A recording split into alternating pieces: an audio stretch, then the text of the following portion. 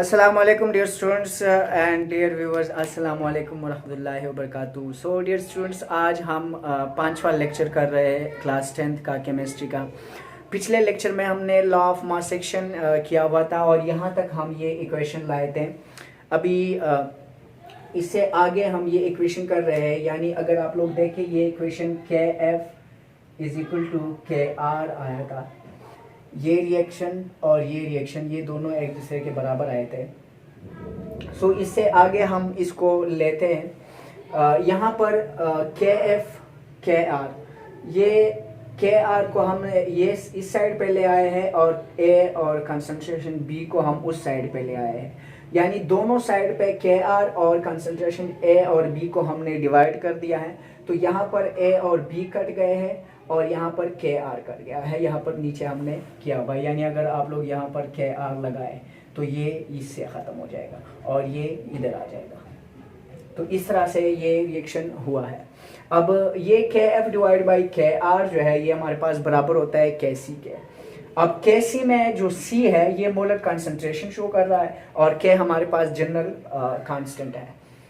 सो इस equilibrium constant को हम इस तरह डिफाइन कर सकते हैं, the product of concentration of products. यानी ये प्रोडक्ट जो है ये मैथमेटिकल प्रोडक्ट है और ये प्रोडक्ट्स जो फॉर्म हुए हैं, जो बन गए हैं, वो प्रोडक्ट्स हैं। तो इनकी कंसंट्रेशन का प्रोडक्ट, इनकी कंसंट्रेशन का प्रोडक्ट और डिवाइड बाई इनके कंसंट्रेशन का प्रोडक्ट, ये हमारे पास बराबर होता है के सी के।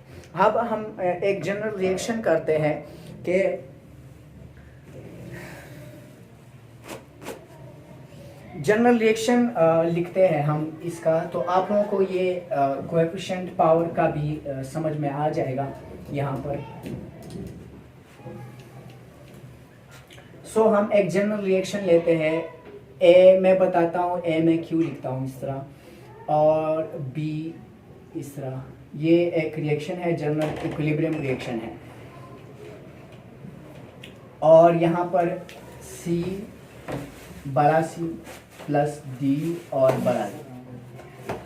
सो ये रिएक्शन एक जनरल रिएक्शन हमारे पास हो गया। यहाँ पर ए और बी मिलते हैं और सी और डी बनाते हैं, जिस तरह से पहले मैंने आप लोगों को बताया था, पहले रिएक्शन का बताया था मैंने आप लोगों को। यहाँ पर ये ए, छोटा ए, बी, सी और डी, ये जो है ये मोलर कंसंट्रेशन शो कर रहे हैं। यानी ये क्या शो कर रहे हैं? Molar concentration.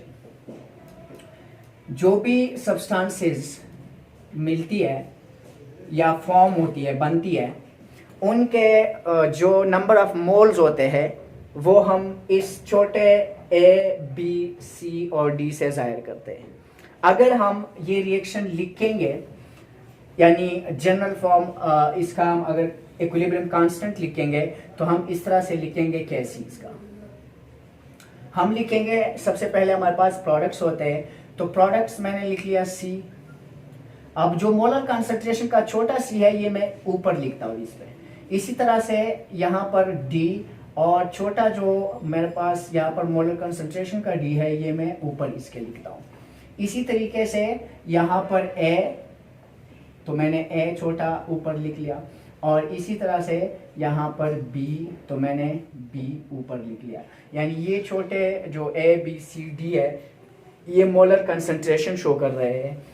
जितने नंबर ऑफ मोल्स हो वो हम यहाँ पर ऊपर लिखते हैं। यानी यहाँ पर नंबर ऑफ मोल्स कोएफिशिएंट में लिखे जाते हैं और यहाँ पर हम उसकी पावर को रेस करते हैं, इसकी पावर को एक्सपोनेंशियल फॉर्म में लिखते हैं यहाँ पर। तो ये ए हमने यहाँ पर एक्सपोनेंशियल फॉर्म में लिख लिया, ये बी को हमने यहाँ पर लिख लिया, सी को यहाँ पर और डी को यहाँ पर। यानी जिस तरह से इक्विलिब्रियम कांस्टेंट था उसी तरीके से हमने ये लिख लिया।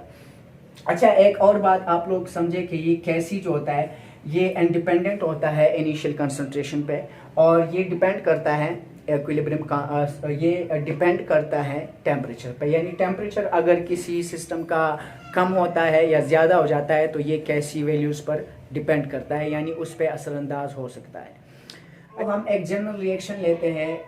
ए मैं बताता हूँ, ए मैं क्यू लिखता हूँ इस तरह और बी इस तरह।